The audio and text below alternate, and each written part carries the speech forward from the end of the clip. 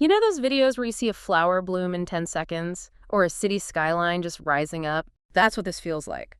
We're watching the rhythm of culture, the shape of our tech, and the stability of our politics shift through this one recurring day. And that's really the mission for this deep dive. We're treating this as a time-lapse experiment for ideas. What has changed in the atmosphere between 1998 and 2026? And the contrast is, it's jarring. We go from the biological rhythms of a playground in the late 90s to the aspect ratio of TikToks, and then to a pretty stark political reality in 2026. So where do we start? Let's go back to the beginning, February 2nd, 1998. Okay, so in 98, the author is deep into this book called The Dance of Life by Edward Hall. And the obsession on this particular day is a concept called entrainment. This part fascinated me.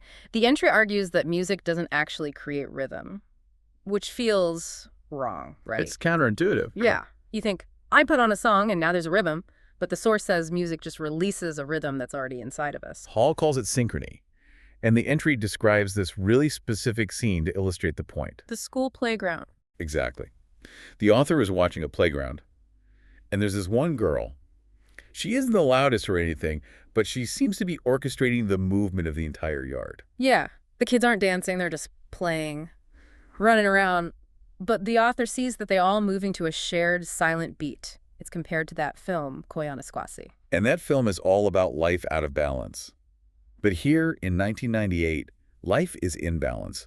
The source calls it rhythmic consensus. The idea that a culture moves to a shared beat, whether they realize it or not. I love that line. Music represents a rhythmic consensus of the core culture. It suggests we're all swimming in this sea of rhythm. And a composer just reaches in and plucks out a tune we somehow already know. It's this deep, invisible glue. But hold that thought, because now we jump. Right. Let's fast forward 28 years. It's February 2nd, 2026. And the author looks back on that very entry from 1998 and realizes that whole idea of rhythm became the foundation for their creative life. But the application has completely changed. The context is just. It's a different world. In the 2026 entry, the author introduces a new metaphor for creativity.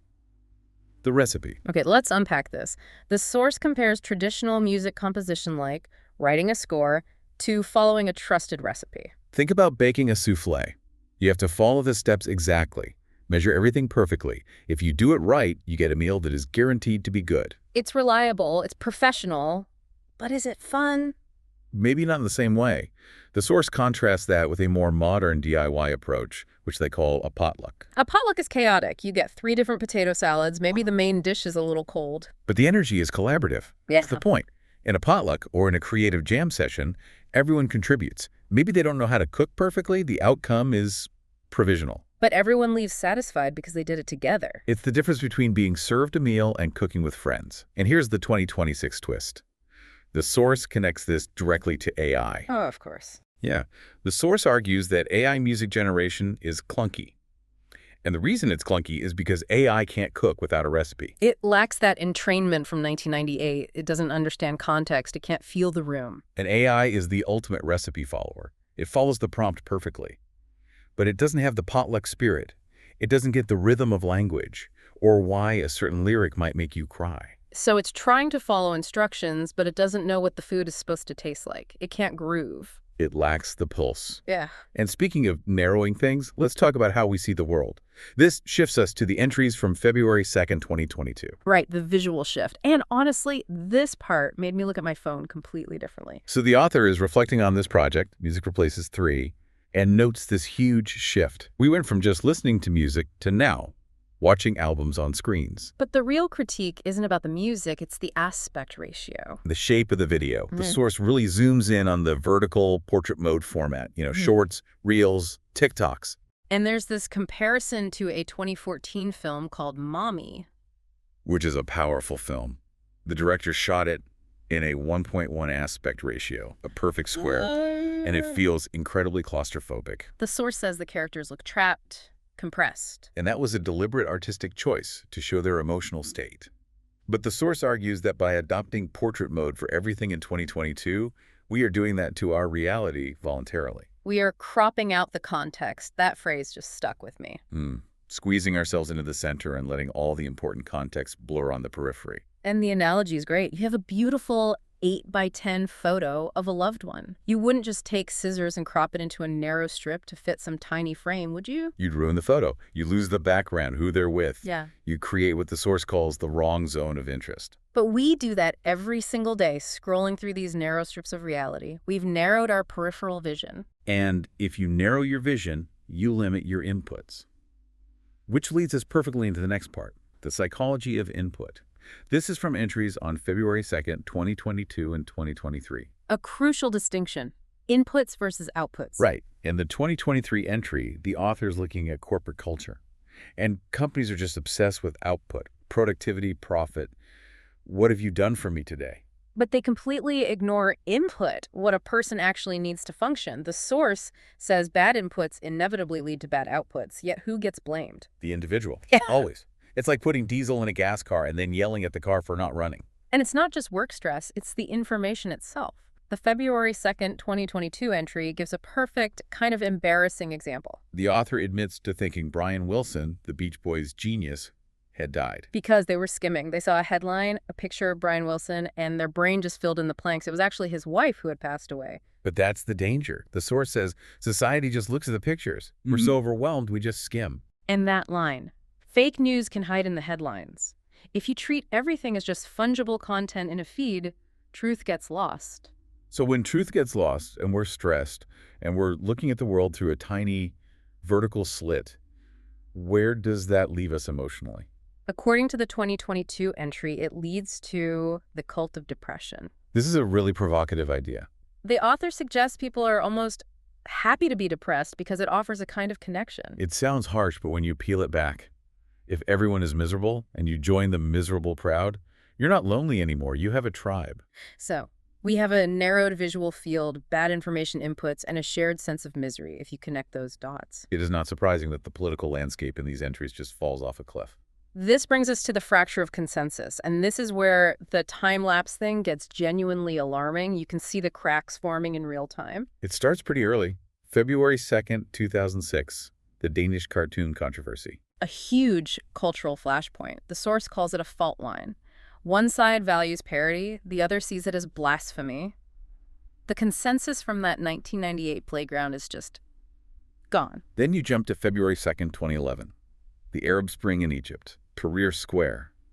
The source mentions pro-Mubarak supporters storming the square on camels. But then look at the callback in the February 2nd, 2026 entry.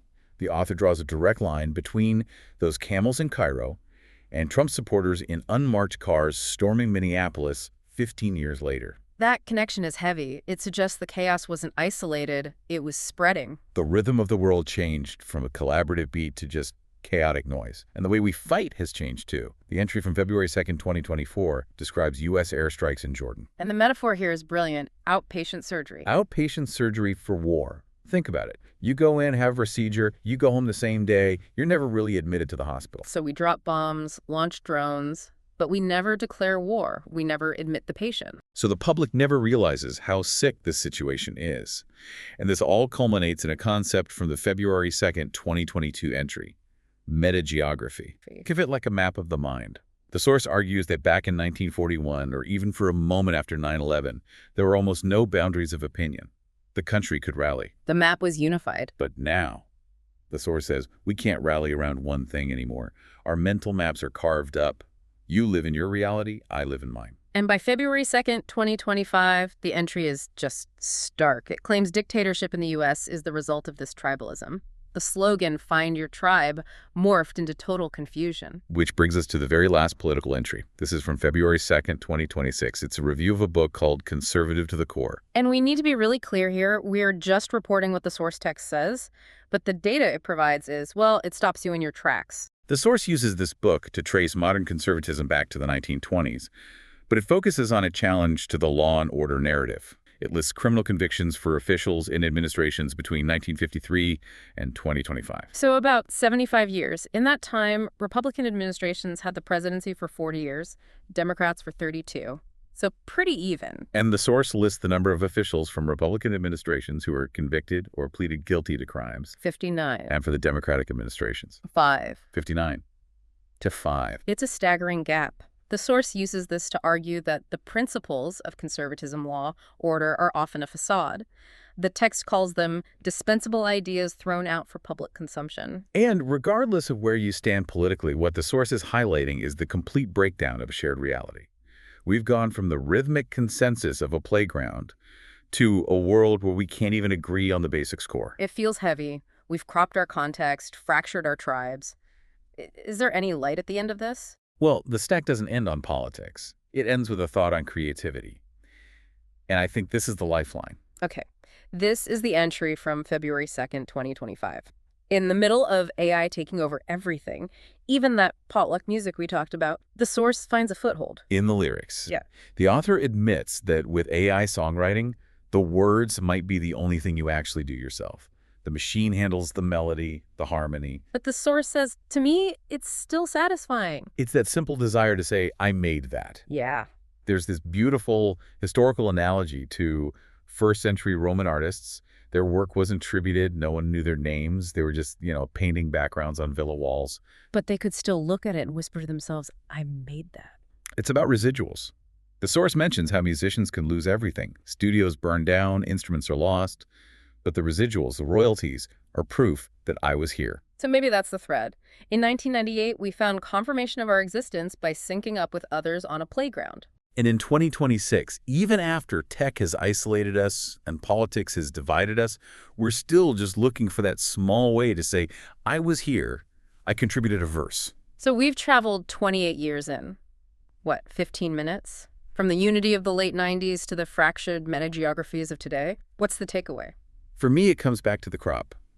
The deep dive suggests that technology, that portrait mode mentality, has trained us to crop our view of the world to make things fit on our screens. And in doing that, maybe we've cropped out the humanity of our neighbors. We stopped listening to the rhythm of the whole schoolyard and only started listening to our own algorithmic feed. So here's a thought to leave you with. We talked about how you wouldn't crop a photo of a loved one because it creates the wrong zone of interest. And you'd lose the story. It makes me wonder if I'm doing that to my own opinions. It's so tempting to keep the phone vertical, right? It's easier. But maybe the real work is in widening the frame. Turning the phone sideways. Seeing the periphery. It's exactly. Seeing the context. That's it for today's deep dive into February 2nd. Thanks for listening.